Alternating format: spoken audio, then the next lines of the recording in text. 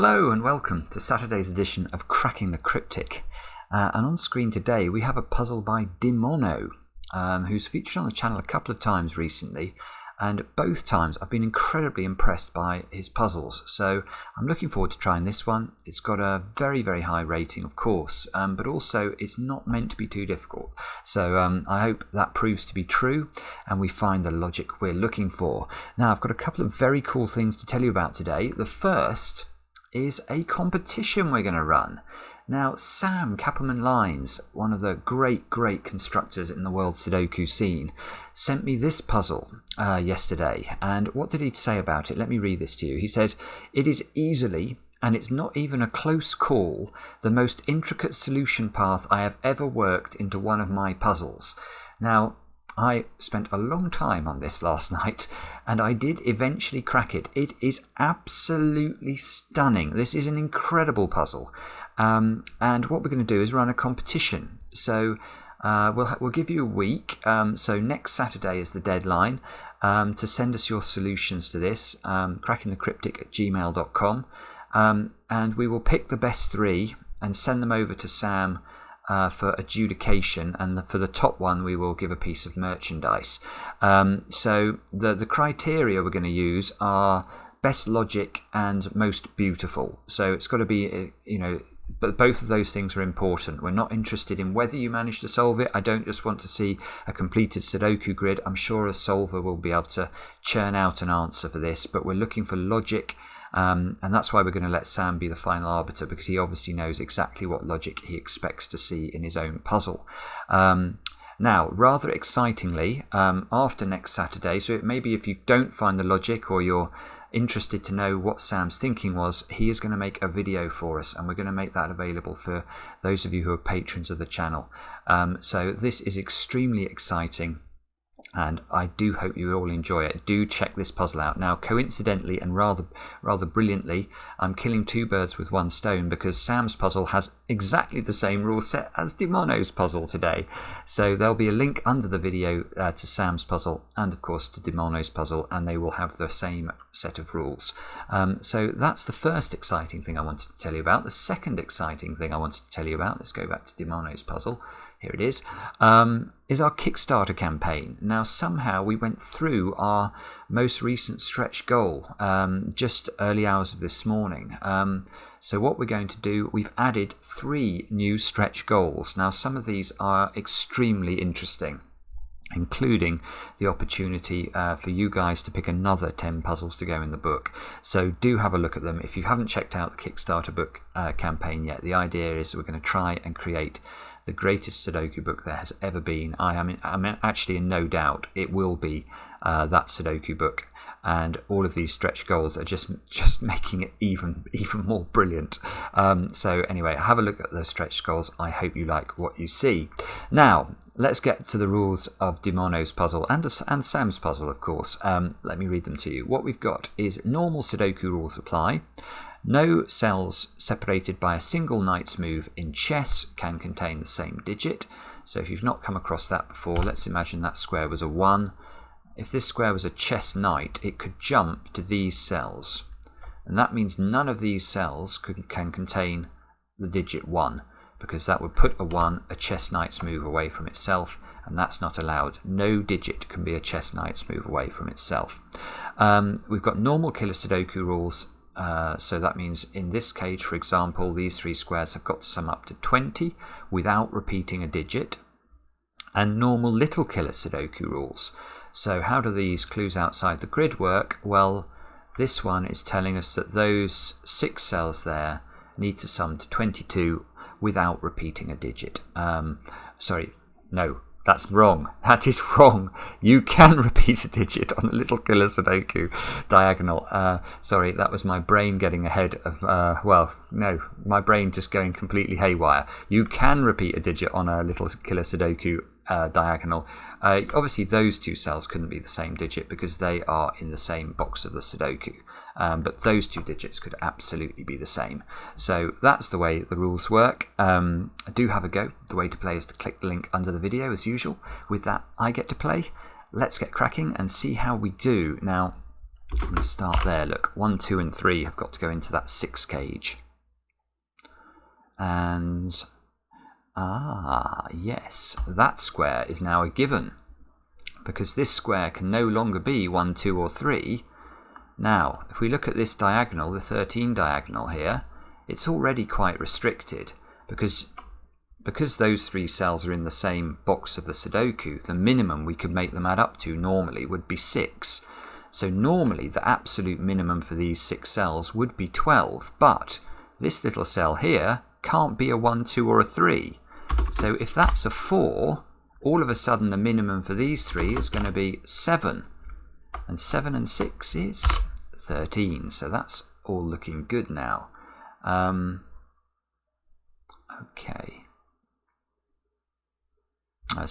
Well, one thing I'm seeing here is the knight's move constraint's quite interesting for this square, because whatever's in this square could not appear in either of those 2 cells. So in fact, those 2 cells are mirrors of one another, which is, that's interesting. Look, that means these 2 squares must be mirrors of one another, and therefore those 2 squares must be mirrors of one another. Now, I'm not sure whether that's important, but it felt like it was worth keeping track of. So, where do we look next? Do we... Maybe the 19... The 19 diagonal might be restricted, I'm thinking, because this box, look, we can't put 1 and 2 on those into those 2 cells. So the minimum I could put into these 2 squares would be 3 and 5. So the minimum I can put into these 3 cells altogether would be 12, which would mean the maximum I can put into these 3 squares is 7. So these squares are either 1, 2 and 4, or they're 1, 2 and 3. And we could afford for one... Well, we can afford for this to possibly contain a 6. This is either 3 and 5 or it's 3 and 6. Okay. So, as we know that there's definitely a 3 in one of these 2 cells, let's ask whether this can be the 3. And the answer is no, because this would be a 4 as a maximum. That would mean the absolute minimum that square has to be is 10, and it can't be 10, so this can't be a 3. That means that one is a 3, which means there's a 3 in one of these cells.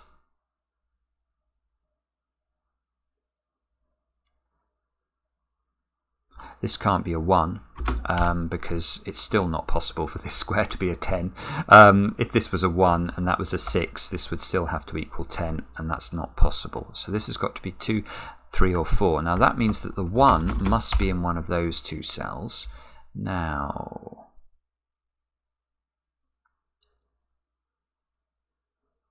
Oh, right. Oh, no, this is a beautiful, beautiful, beautiful, this square here. This square, now we can determine what it is. Because what happens if this is a 2 or a 3? This is lovely.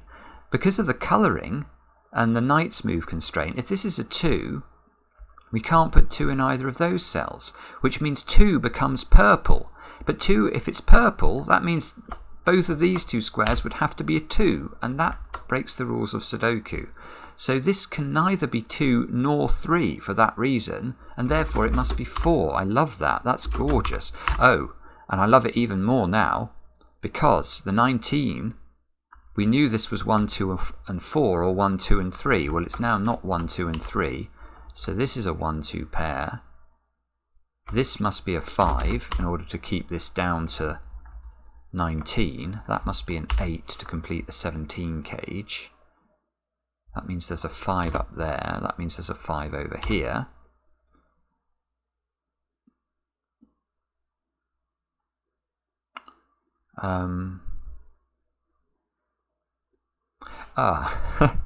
Okay. Look, and we mustn't stop here, actually, because blue is appearing in one of those 2 cells in box 8. Well, given that we know that that's a 1, 2 pair, we know that there can't be a 1 or a 2 in this domino. Therefore, this must be a 3, and therefore those two squares must be 3s, not 4s, 3s, which means we can get rid of 3s from the other coloured cells. And there's a 3 in one of these two cells.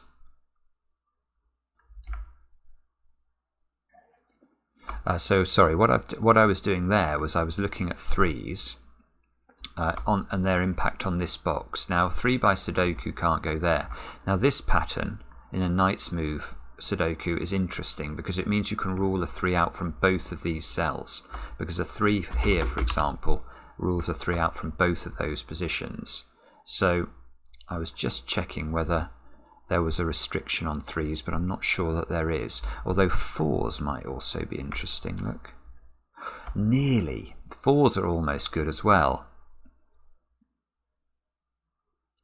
In fact, if you could get rid of a 4 from this square and put a 4 in the 10 cage, it's really good, because then it would have to be 4, 1, 5. Now,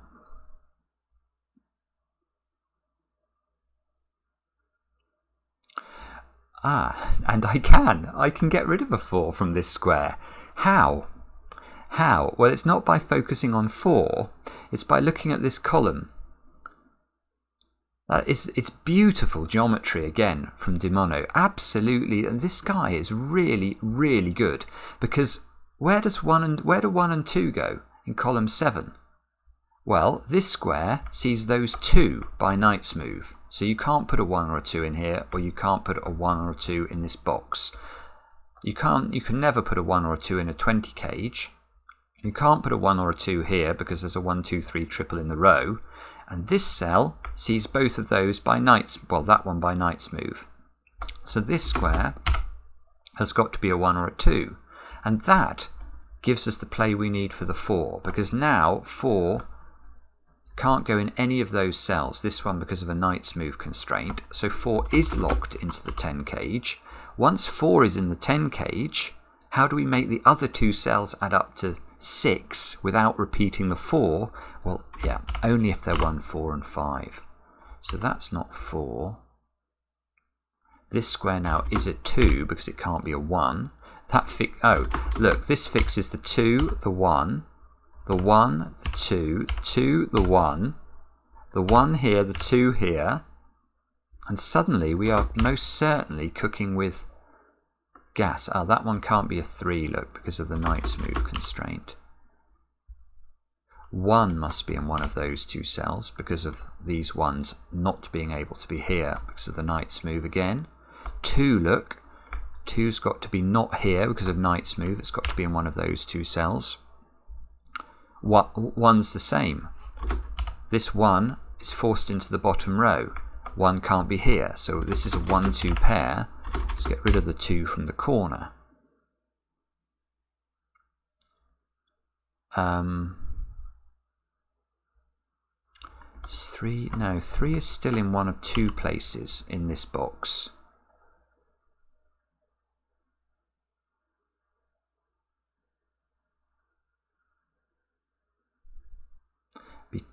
Again, it's very interesting. It feels like there's a restriction on 3s in this column, but I don't think there is. It can't go here, and it can't go here, and it can't go here. So it's down to 2 positions, but I think actually those are both possible. 4 can't go here because of the Knight's Move again, so 4 is locked right at the top there. And okay, I think we're running out of gas now. So we're going to have to think again. So maybe what we've got to do is to look at the... Should we look at the 21 clue? Because, again, we've got this sort of pattern. The offset diagonal is restricting what we can put onto this 21 diagonal. So this could be a minimum of 3 and 5. 3 and 5 look possible. That means the 3 squares together have a minimum of 9, which means these have a maximum of 12. But this square cannot be 1, 2, 3 or 4, so that's got to at least be equal to 5. So these have got a maximum value of 7.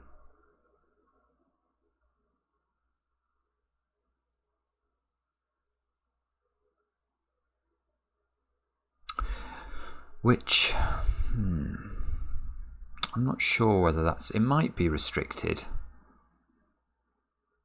The other thing I was actually just looking at is where 1 can go in column 3, because this 1 is very powerful. Again, if you do a lot of Knight's Move Sudoku, you will be familiar with this. It rules 1 out of all three of those cells. I wasn't actually looking at the 1-2 pair, which would have been an easier way of ruling out the 1 from those 3 squares. But 1 can go here. It can't go in the 20. It's very nearly good. 1 can go in one of 2 places. Oh, but where can 2 go? Where can 2 go in column 3? Because this 2 does the same job as the 1 down here. Rules 2 out of those cells. 2 can't go in those cells just by sudoku. Yes, where does 2 go in column 3? This 2 sees that square by Knight's Move. This 2 sees that square. This 2 sees that square. 2 can only go there.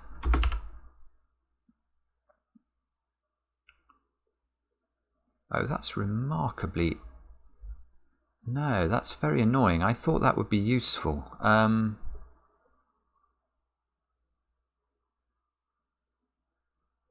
One way it might be useful, actually, is it restricts... This square now has to be at least 4, which does put pressure on this diagonal. So what did we have down here? We had 3, 5... So we had 9. And 9 is 18... Yeah, okay. So what can this square be?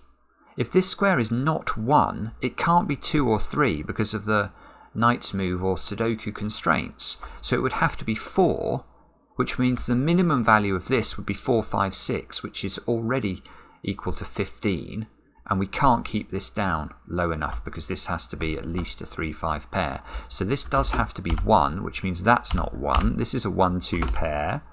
2 must live in one of... Oh, wrong pencil mark, sorry. 2 must live in one of those squares. 1 must live in one of these squares.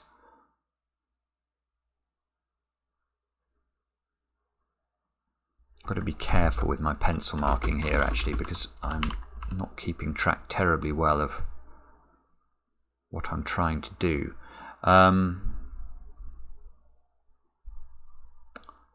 Now, those 2 squares...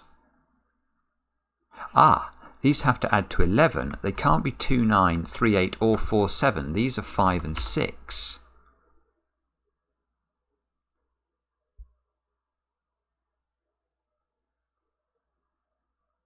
So hang on, if this is not 3 now, don't I have a big problem? Yeah, this I should have seen this straight away. Look at this diagonal. If this is not 3, what are its options? Well, it would have to be at least a 5, which means the minimum value of these 2 squares would be 5 and 6, 11. The minimum value of these 3 squares is 12, which means I need to keep these squares down to 9 at most. That's impossible, given this has to be 5. And this has to be at least 4. So actually, this square is a 3. Now, the reason that might be interesting is it forces this to be a 3. Which... Oh, yeah, look. 3s. 3 can only go in one place now in column 7. Placing the 4. This has to be an 8, 9 to complete the 20. There's an 8 there. So that's 8, that's 9. 3 must be in one of those 2 cells by Sudoku. This one is impossible because of the Knight's Move constraint. That's interesting. Look at the 3s aligning. Our 3s have aligned in columns 1 and 2, which means we can ask the question, where does 3 go in column 3? Well, it can't now go in any of those cells, or that one, or in fact that one. So 3 goes here. That sees this 3 by Knight's Move. So, let's do this slowly, because look, this 3 is now forced here, which means that must be a 2. 2 must be here by Sudoku.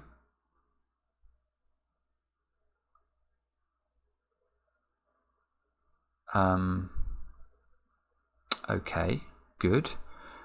Now what do we do? Now we We look around desperately for something to spot. That's got to be 6 and 7.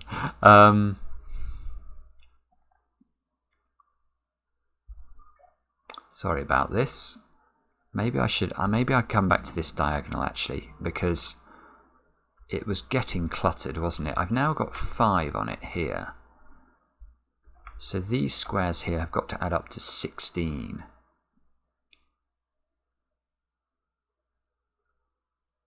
Ah, that's almost interesting. I was just thinking, if this square has to be 5 or 6, it sees that cell, look, by the knight's move, which means those two squares would have to have the same value. But I think this could be 7. Let's just take a look at that and see. Then we'd have 12 here. We need another 9. Oh no. Oh, that could be 5 and 4. Bobbins. Ah. No, sorry. Okay, so that was nearly a very good thought, but then it wasn't. Let's look at the 22 diagonal. What we've got here is failure to communicate. Sorry, Guns N' Roses. Okay, so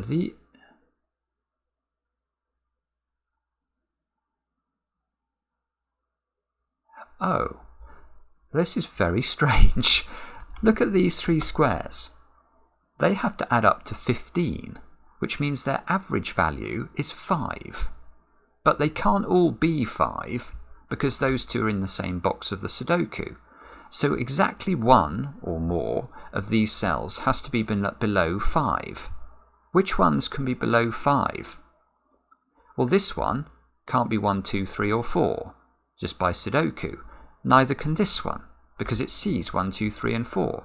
So this must be below 5, and it can't be 1, 2 or 3. Therefore, this is a 4. That's very, very weird to use averaging to solve Sudoku, but there, I've done it. So now these 2 squares have to add up to 11,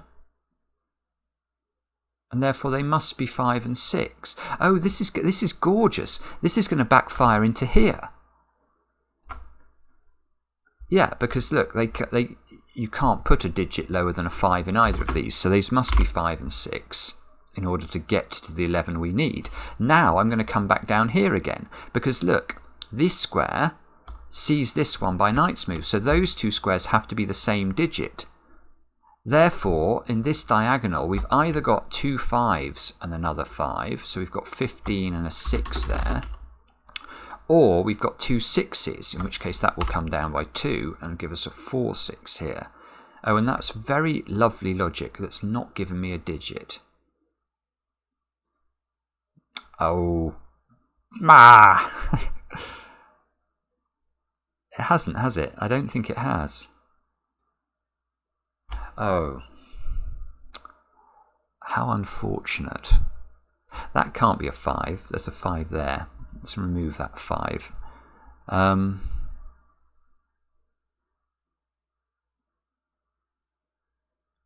So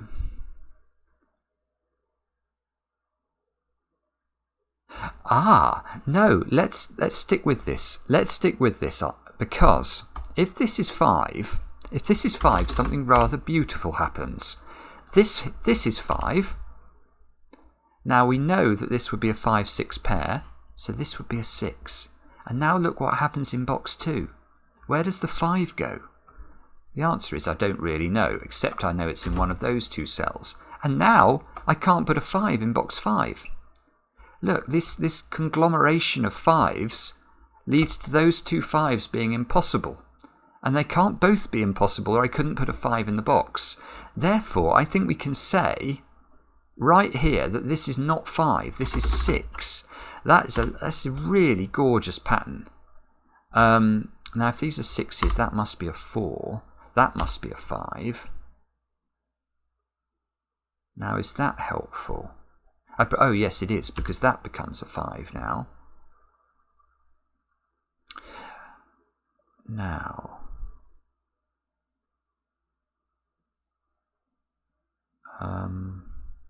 I'm actually wondering about the 20 cage now, because the 20 cage can't contain a 1, 2, 3 or 5.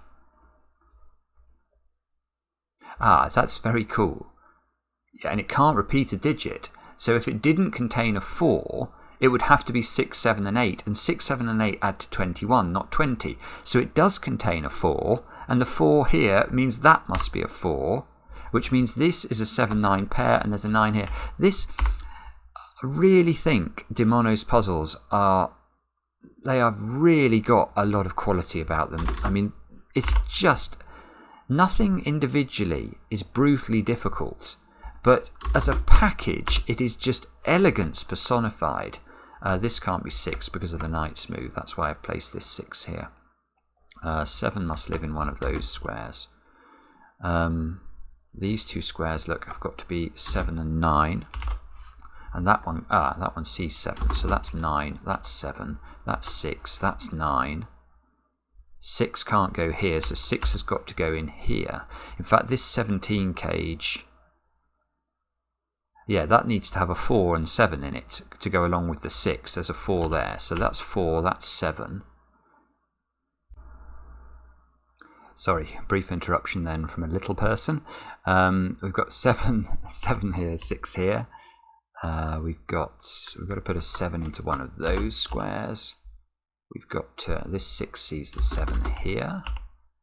In fact, the easier way of doing that would have been to notice this column is finished. Look, we've got a 5 and 8 to complete row 3.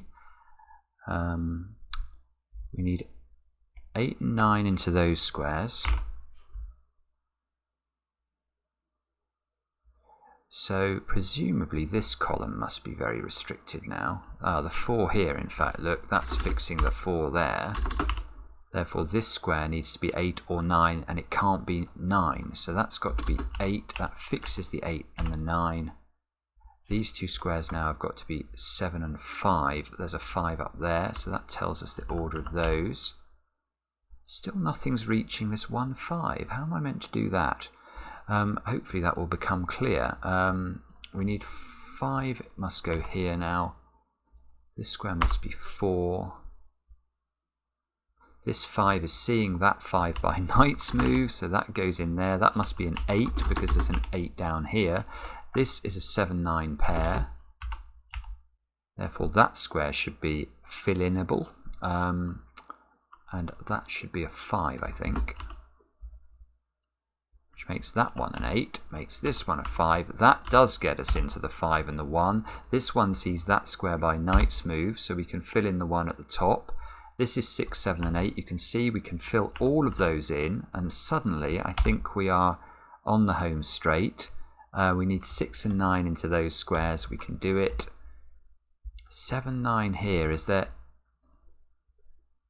there's probably something looking at them that I can't quite see. Anyway, let's fill that in. That'll help us.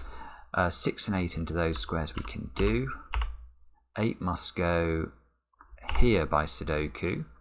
These two squares need to be 9 and 7. Yeah, okay. So 7, 9, 9, 7.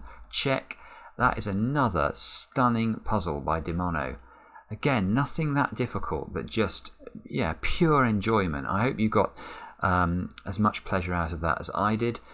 Check out Sam's puzzle, of course. If you're very tuned into the rule set now, you'll be able to make short work of it, I'm sure. And I look forward to seeing your competition entries over the coming days. Thanks for watching. Back soon with another edition of Cracking the Cryptic.